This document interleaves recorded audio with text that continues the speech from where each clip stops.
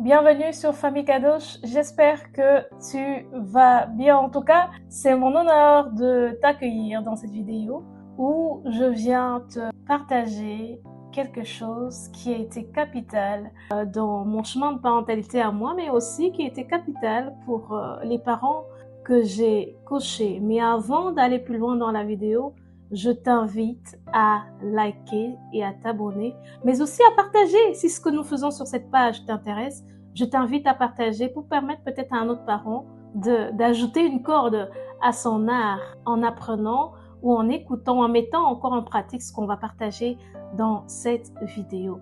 Cette vidéo va s'intituler « Ne mets pas d'étiquette à ton enfant ». Parents, n'étiquettez pas votre enfant. C'est quoi étiqueter un enfant? Étiqueter un enfant, c'est quoi? C'est que, par exemple, il a fait une faute et vous l'appelez du nom de cette faute. On va prendre un exemple. Un enfant n'a pas été sage. Vous lui avez donné une instruction, il n'a pas écouté. Vous lui avez par exemple dit, quand tu reviens de l'école, mets tes chaussures à tel endroit. Et il ne l'a pas fait une fois, vous l'avez répété, il n'a pas fait 2 fois, et puis 3 fois, et puis 4 fois, et puis 5 fois. Et vous avez conclu que c'était un enfant rebelle, par exemple, ou vous l'avez appelé un enfant têtu. Dans un autre cas, c'est un enfant qui voit un bonbon, un beau bonbon, brillant, avec des couleurs vraiment fluo comme ça, qui traîne dans l'armoire, et il voit cette couleur qui l'attise, il se dit « Oh !» J'ai tellement envie de ce bonbon, en plus il est vraiment sucré, et si je le demande à maman ou papa, ils vont jamais accepter, il se dit bon, et moi j'ai vraiment envie de bonbon. Il prend ce bonbon, il le mange. Puis un autre jour, ça arrive que vous mettez une boîte dans l'armoire avec plein de biscuits, et vous dites aux enfants, personne ne touche. Et alors il va dans la boîte à biscuits, il ouvre discrètement, et il pique quelques biscuits, il le referme comme si de rien n'était. Mais nous, adultes que nous sommes, quand on revient, on regarde, on se dit on dirait qu'une petite souris est passée par là. Et vous appelez les enfants, qui a touché au biscuit? Et vous voyez tout de suite le coupable se redresse comme ça. Et vous savez que c'est lui. Et ensuite, un autre jour, vous allez faire les courses. Vous achetez sa boisson préférée, son soda préféré. On va prendre l'exemple de la grenadine. Et vous rangez ou vous mettez les courses et vous dites, les enfants, les sucreries, pour l'instant, je veux que personne touche à ce jus de grenadine, donc n'y touchez pas. Et alors, vous avez le même petit malin ou la même petite maline qui va ouvrir discrètement la bouteille et puis prendre vraiment en compte goutte. Mais pas malin qu'il est, il a oublié que quand vous aurez ouvert, quand vous arriverez, vous saurez que c'est déjà ouvert. Mais pour lui, dans sa petite tête, il se dit, mais ça va passer crème, ils vont se rendre compte et tout. Et donc, vous dites, ok, ça fait déjà 3 fois que ça arrive. Vous l'étiquetez tout de suite. Tu es un voleur, tu es une voleuse. Ça peut être des cas, par exemple, mais ça c'est un cas un peu extrême, où par exemple, vous voyez votre jeune ado, votre jolie petite fille qui a grandi, qui s'habille un peu de manière un peu, entre guillemets, qu'on peut taxer de dévergondée. Elle met sa mini-jupe. Maintenant, les enfants aiment les crop tops. Elle se met son crop top et elle est là. Elle passe chipper votre gloss que vous avez acheté. Vous n'avez pas encore mis. Et elle met votre gloss et elle est en mode. Et vous l'appelez par exemple dévergondée, ou vous l'étiquetez, mais cet enfant-là, si elle continue comme ça, elle va terminer pour étudier ce genre de choses. C'est ça que j'appelle étiqueter un enfant. Vous savez, dans le chemin de notre parentalité, on doit faire attention au regard que nous posons sur nos enfants. Et on doit avoir la capacité, à un moment donné, de séparer nos enfants de leurs erreurs. Un enfant peut faire une erreur sans que cela ne le désigne pas comme étant son erreur.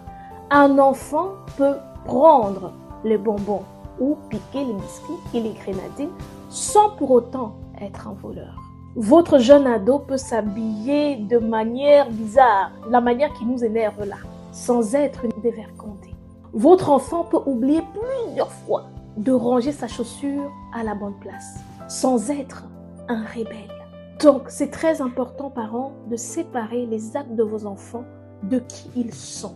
La Bible dit que nous avons été créés à l'image et à la ressemblance de Dieu. Et malgré toutes les difficultés de la parentalité, c'est vrai que parfois nos enfants nous rendent un peu fous, c'est vrai. Nous ne devons jamais étiqueter nos enfants. Pourquoi?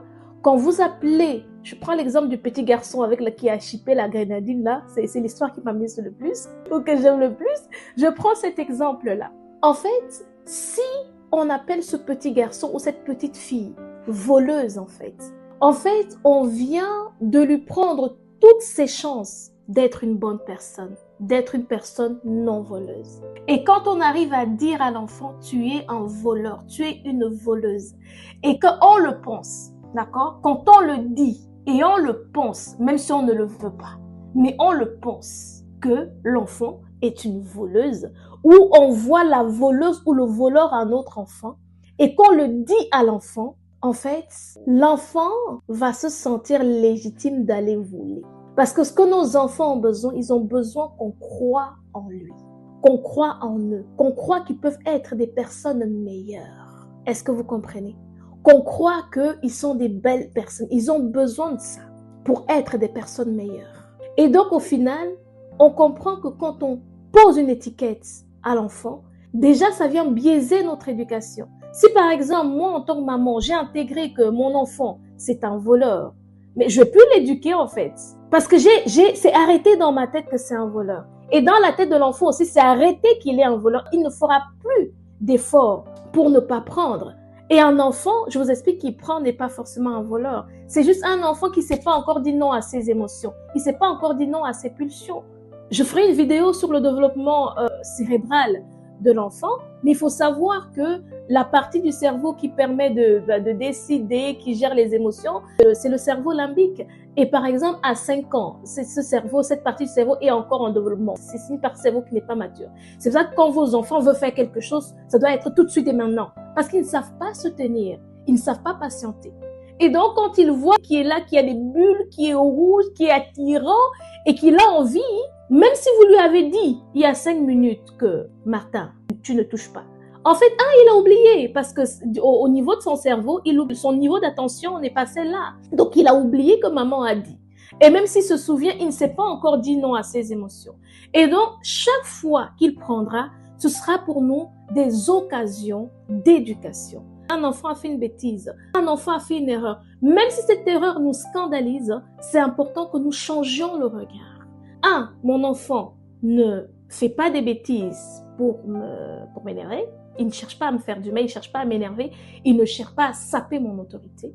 Pour nous en tant que parents, ce sont des occasions d'éducation. Maintenant, les parents, je vais vous poser une question. Si nos enfants ne font jamais de bêtises, nous les éduquons à quel moment? Si vous avez un enfant qui est toujours sage, qui est toujours bien aligné, qui est toujours bien correct, vous allez l'éduquer à quel moment? C'est par les bêtises, c'est au travers des bêtises que nous sommes amenés à éduquer nos enfants. C'est quand notre enfant prend, alors qu'on l'a interdit, que nous comprenons que non, il a encore besoin que je l'aide dans ce domaine-là. C'est quand l'enfant ne nous obéit pas, ne met pas les choses au bon endroit, qu'on comprend que c'est quelque chose qu'il n'a pas acquis. Il n'a pas encore acquis le réflexe de toujours ranger ses chaussures au bon endroit. Il n'a pas encore acquis ce réflexe de se tenir, de ne pas toucher quand je lui demande de ne pas toucher, n'est-ce pas? Si la petite ado là, si elle n'avait pas mis son crop top et sa petite mini-jupe, est-ce que j'aurais peut-être pas eu l'occasion de dire, écoute ma fille, tu es une fille, tu es à l'image de Dieu, tu dois accomplir des grandes choses en fait. Et ce que les gens voient de toi, c'est de ton image en fait. D'accord? Ils voient ton image, ils vont te considérer en fonction de ce que tu es en train de projeter. Voici la signification que les gens font des personnes habillées comme toi, ma fille. Tu dois bien t'habiller correctement. Tu sais, ma belle, pour être une fille belle, tu n'as pas besoin de montrer ton ventre, ton corps. Ton corps, il est sacré. Ton ventre, il est sacré. Si elle n'était pas habillée comme ça, on va avoir quelle occasion, à quel moment de le faire. Bien sûr qu'on peut en parler comme ça, mais cela aura moins d'impact. Parce que au final, les bêtises de nos enfants, ce sont des cas pratiques. Des cas pratico-pratiques. De dire, ok, j'ai demandé de ne pas prendre, tu as pris, mais mon enfant, voilà. J'aimerais que la prochaine fois, tu puisses m'écouter. N'est-ce pas? S'il y a quelque chose que je veux que tu retiens à la fin de cette vidéo, c'est que les bêtises, les fautes de nos enfants, ce sont des occasions d'éducation. Peu importe ce que ton enfant peut faire, peu importe les bêtises, ne mets jamais d'étiquette. Refuse de mettre l'étiquette. Refuse, parce que chaque fois que tu mettras l'étiquette sur ton enfant, en fait, c'est comme si tu auras mis ton enfant sur un plateau d'or et que tu auras dit à Satan, Satan, prends-le, mange-le comme tu veux, mange-le avec la sauce que tu veux. Mais quand tu continues à croire en ton enfant, il va devenir ce que tu crois là. Il va devenir ce que tu crois. Ce que tu penses de ton enfant va se réaliser. Ce que tu nourris dans ton corps, dans ton cœur, dans ton âme pour lui, cela va se réaliser.